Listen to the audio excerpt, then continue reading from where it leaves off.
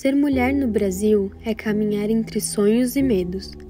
A cada 2 minutos, uma mulher sofre violência doméstica. Mas a violência de gênero não se resume somente a isso. Ela é silenciosa, cotidiana e estrutural. Neste vídeo, vamos ouvir uma especialista no assunto, para entender melhor o que está por trás desses números.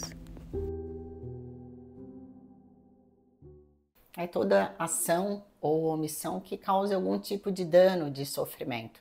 E a gente diz que ela é doméstica porque é aquela causada, realizada no âmbito familiar, nas relações de intimidade, pode ser na relação conjugal, intrafamiliar, mas naquelas relações com as quais essa mulher confia, interage, convive, né? Por isso, doméstica.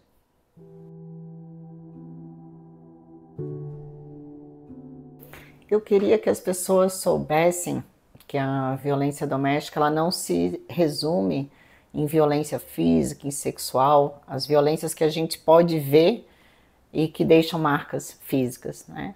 A maior parte delas, e talvez as mais graves, sejam aquelas violências na ordem da violência psicológica, né? Da violência moral.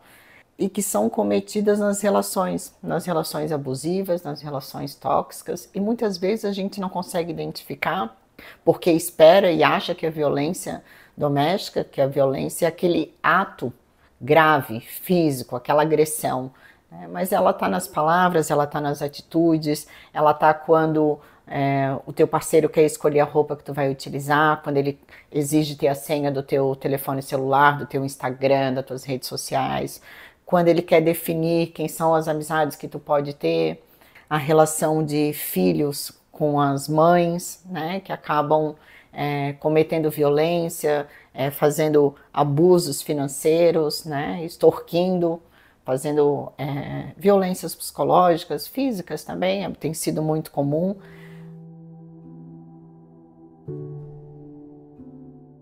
É fato que os dados, os indicadores têm aumentado ao longo dos anos e há muita discussão sobre esse assunto. Algumas pessoas vão dizer que a violência tem piorado com o passar dos anos, se baseando no número desses dados, desses indicadores. Mas eu acredito que o que tem aumentado é o número de notificações, porque a gente tem trabalhado muito mais com prevenção, com conscientização, e culturalmente, explicando para as mulheres o que é violência, incentivando e orientando para que elas registrem e peçam ajuda antes dos crimes mais graves, né? Antes do acometimento de violências mais severas. A gente conversa muito, principalmente nós mulheres, que todo mundo conhece alguma mulher que é ou já foi vítima de violência. Mas a gente também sabe que elas não fizeram denúncias. A gente conhece e sabe que a maioria delas sequer fez o registro, alguma notificação. Isso nos leva a entender que esse fenômeno ainda é muito subnotificado, porque a gente conhece, sabe que essas mulheres são vítimas de violência, mas não tem registro. Mas os indicadores, os que existem, já são muito alarmantes. Imaginem se todas as mulheres, de fato, denunciassem ou notificassem as questões de violência. Recentemente, o Tribunal de Contas de Santa Catarina publicou um estudo sobre a oferta de serviços e políticas públicas dessa área. E, lógico, os dados nos mostram que falta e que essa rede de apoio é ineficiente, né? É escassa. Precisaríamos ter muito mais serviços de acolhimento, delegacias especializadas, profissionais capacitados, oferta de atendimento para as mulheres. Mas, para além da rede especializada, acho que a gente precisa trabalhar com educação, né? Trabalhar a questão cultural. Ainda é muito comum que as mulheres sofram com o olhar, com a falta de acolhimento de outras mulheres, né? Muitas vítimas se queixam da falta de apoio e suporte das próprias amigas, dos próprios familiares, irmãs, mães, né? Como se a família não acolhesse, não compreendesse aquela relação como violenta.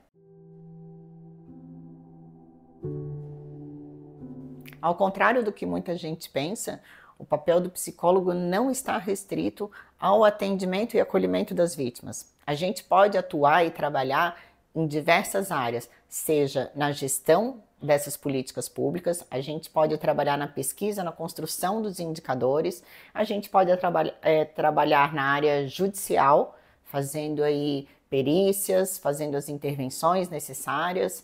A gente pode trabalhar na área hospitalar, prestando os atendimentos para as vítimas de violência sexual. A gente pode trabalhar na saúde, a gente pode trabalhar na educação, pode trabalhar na assistência social, nos serviços de acolhimento. São inúmeros lugares em que o psicólogo é o profissional qualificado para atuar.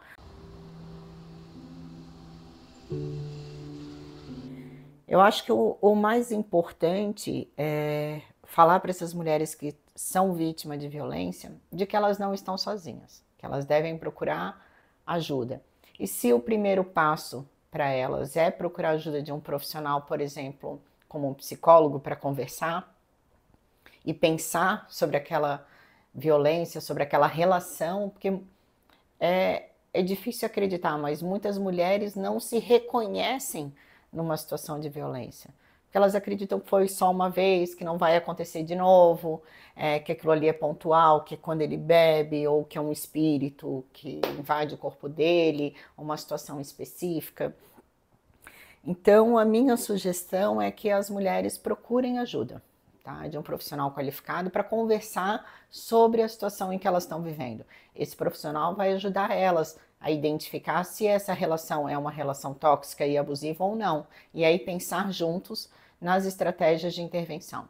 E para as mulheres, outras mulheres, que sejam mais acolhedoras, sejam mais compreensivas umas com as outras, julguem menos, né?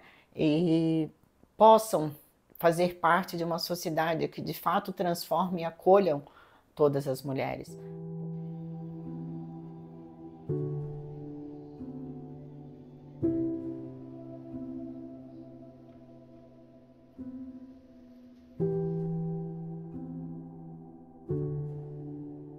Diante de tantos casos, o Estado tem buscado ampliar o combate à violência doméstica, com políticas públicas, atendimento especializado e canais de denúncia. Esses números mostram que as mulheres estão buscando ajuda, mas também nos revelam o tamanho do problema. E para apoiar essas mulheres, existem serviços e canais de denúncia que funcionam em todo o país. Falar sobre violência de gênero é urgente, mas também é urgente lembrar que mulheres são mais que vítimas, são sobreviventes, construtoras e protagonistas.